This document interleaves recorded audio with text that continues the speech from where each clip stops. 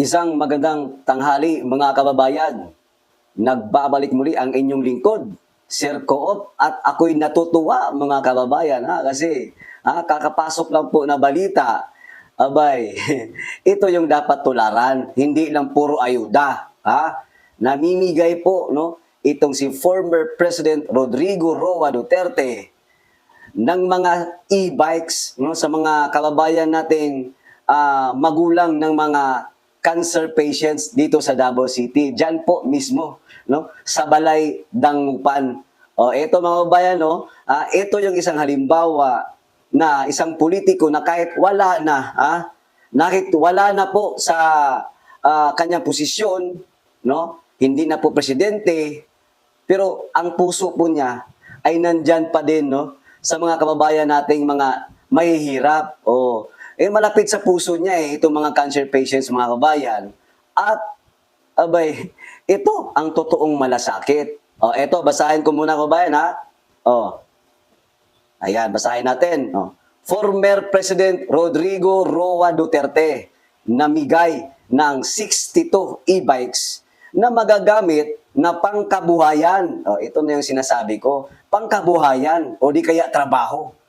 Yan ang kailangan ng ating mga mamamayang mahihirap. Hindi yung puro ayuda. Ito naman kasi tambaluslos yung mga party list, puro na lang. Puro na lang talaga ECT, puro na lang AX, puro na lang AKAP, tupad. Namimigay ng e-bike si former President Rodrigo Roa Duterte. Nako, ito yung ayaw nilang gustong tingnan. Ayaw nilang isang politiko, lalong-lalo na mga Duterte, na makapagbigay ng makapagbigay ng kabutihan sa kanyang mga nasasakupan o sa kanyang mga kababayang mga mahihirap. Kasi nga, pinupolitika nila Ayaw nila bigyan ng budget, whatever ganyan. Pero eto, anong masasabi nyo dito? Wala na po sa posisyon yan Pero bakit nagawa pa rin yan ni Tatay Digong? Alam naman namin yan, lingid sa kalaman ng lahat. Ang dabawin nyo, alam na namin na ang mga Duterte malapit talaga yan sa puso, lalong-lalo na sa mga kababayan nating may sakit, Ito yung halimbawa, mga kababayan, namimigay ng 62 e-bikes na magagamit ng pangkabuhayan para sa mga pamilya ng cancer patients. Isipin niyo, taon-taon po, mula nung mayor siya, mula naging presidente siya, hindi po basta-basta nakakalimutan ni Tatay Digong itong kababayan natin o itong mga pasyente na may sakit, mga kababayan, lalong-lalo na itong mga cancer patients, namigay lamang ng pangkabuhayan sa mga magulang, diyan sa Balay Dangupan. Dahil po malapit talaga sa puso ni Tatay Digong, Grabe, Ngayong araw po yan, December 19. Ganyan po ka mapagmahal si Tatay Digong. Anong sa inyo ngayon?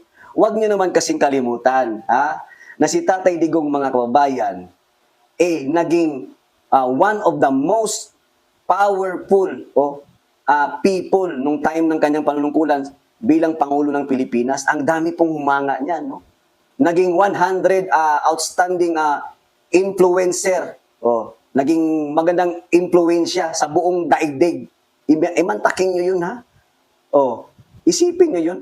Mga banyaga, na kung saan nagugustuhan nila ang mga ginagawa ng ating former President Rodrigo Roa Duterte. Hindi lamang po ito patungkol lang sa mga kung anong mga paninira nilang extrajudicial killings about war on drugs.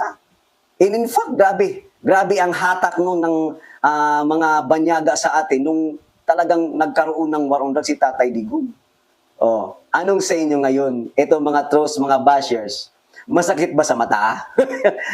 Hindi nyo matanggap na kahit wala na sa posisyon, abay, nakapagbibigay pa din ng tulong, lalong-lalo na malasakit, pangkabuhayan.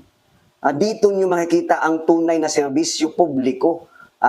And aside sa pamimigay ng pangkabuhayan, mga e-bikes, nalalapit na rin po yung pamimigay ng mga tulong, regalo, pinansyal. Kasi taon-taon po yan, nagkakaroon po ng pamimigay itong mga Duterte. Nagmula pa yan sa kanyang tatay noon. Malapit na po yan, mamimigay na naman ulit. Ngayong Pasko, sa mga kababayan nating katutubo, sa mga homeless na mga, alam mo yung walang tirahan, walang trabaho, yung kapos sa buhay, no? Yan ang tatak Duterte, mga kababayan. Ewan ko na lang sa inyo. Feeling ko talagang hindi ninyo ito magugustuhan. Oh, ano na ngayon yung sa inyo dahil yung politiko ninyo, puro lang ayuda. Ayuda versus pangkabuhayan, saan kayo? Yung ayuda naman, ginagawa niyo yung taong bayan dyan na pulpul, kagaya ninyo. Imbes na magtrabaho, hindi na lang magtrabaho kasi mag-aabang na lang ng inyong mga ayuda, AX, tupad, akap, at kung ano-ano pa. Yung mga kabulastugang ginagawa ninyo para lamang kayo ay sumikat at makilala ng dahil lang sa pamimigay ng ayuda. Ewan ko na lang kung ikaka-proud ba ninyo yan na kung saan puro lang kayo ayuda. Pati presidente ninyo kahit ngayon hindi mo na malaman kung ano ba talagang mandato niya bilang isang Pangulo ng Pilipinas. Hindi natin dama kasi wala namang mga big projects, no? O ito lang, saan ka makakita ang gobyerno na about budget, deliberation, pondo, nagkagulo-gulo na. Basta pera nga ko, talagang matinik sila dyan, lalong-lalo na sa hatian. Di ba? Ganon magtrabaho ang mga politikong mahilig lamang sa pera-pera. Buhaya ba? Isipin niyo naman, nagsama-sama na sila. Saan ka nakakita ang gobyerno na ang kakampi nila, mga makabayan block, makakaliwang grupo, yung mga nagtatrabahong palihim, yung kunwari, sabihin nilang matino sila sa harap ng kamera, yun pala, sila din pala ang may mga record. Yung iba dyan, convicted pa. Yung convicted na yan, may mga classmate pa yan. Ngayon, nag-iingay na naman, kagaya ng yung dating member ng Bayan Muna na si Teddy Casino. Abay, ngayon, nag-iingay na naman. Parang talagang nagpapakilala kasi alam niya, ang classmate ko, sumisikat, itong si Franz Castro. Kailangan ko na din mag-ingay kasi malapit na yung eleksyon.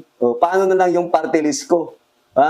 Kailangan naming magtrabaho, manira sa mga kapwa niyang mga politiko, lalong-lalo na sa mga Duterte. Kasi alam nila, mga kababayan, walang ibang politiko ngayon ang talagang hinahangaan ng sambayan ng Pilipino, maging OFW man.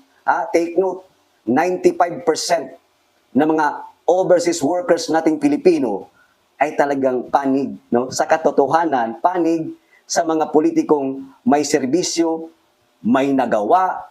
Ito po yung mga Duterte. Hanggang dito na lamang, mga trolls, kayo na yung bahalang sumakit sa mata ninyo. At kami naman, talagang hindi na bago sa amin yan. Kasi ang mga Duterte, ituloy-tuloy po yung magtrabaho.